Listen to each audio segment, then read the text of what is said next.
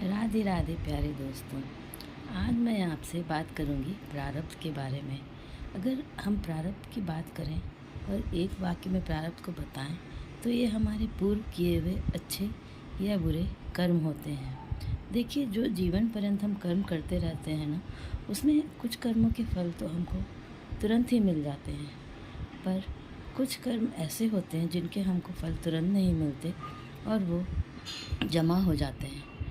ये जमा हुए कर्म जो है ना, वो संचित कर्म कहलाते हैं। और अब जो है ना, इसी संचित कर्म के कुछ हिस्से में से जिन शुभ अशुभ कर्मों के साथ जो है ना हमारे नए जीवन का निर्माण होता है और जिस पे हमारा पूरा जीवन चलता है ना, उसे हम प्रारब्ध बोलते हैं। इसी प्रारब्ध या इन्हीं शुभ अशुभ कर्मों के साथ हम जन्म लेते हैं और इसी के आधार पर हमारा पूरा जीवन चलता है।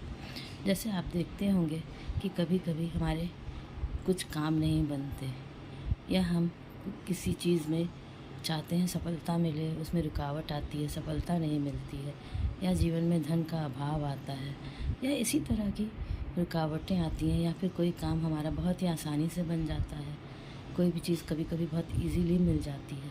तो ये सब कुछ हमारे प्रारब्ध पे निर्भर होता है। अब जो है, ये ऐसा नहीं है कि ये प्रारब्ध जो जिसके साथ हमने जन्म लिया और जिससे हमारा जीवन बना है ना, ये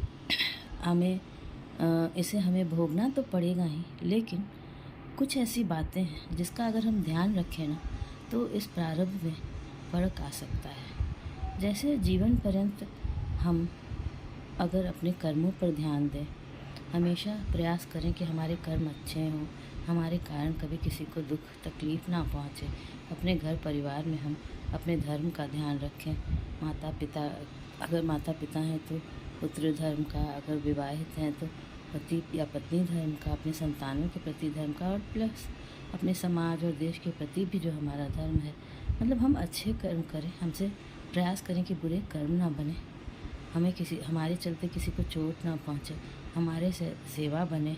तो इस तरह जब हम चलते हैं ना जीवन में, तो हमारा प्रारब्ध जो है ना बदलने लगता है, क्योंकि हमारे आज के किए हुए कर्मों का प्रभाव जो है ना, वो हमारे प्रारब्ध पे पड़ता है, और इस तरह से हमारे जीवन में भी परिवर्तन आता है, हमारी रुकावटें कमने लगती हैं। इसीलिए प्यारे दोस्तों, आज के किए हुए कर्मों पर, वर्तमान पर ध्यान दें और अपने जीवन को बेहतर बनाएं। धन्यवाद।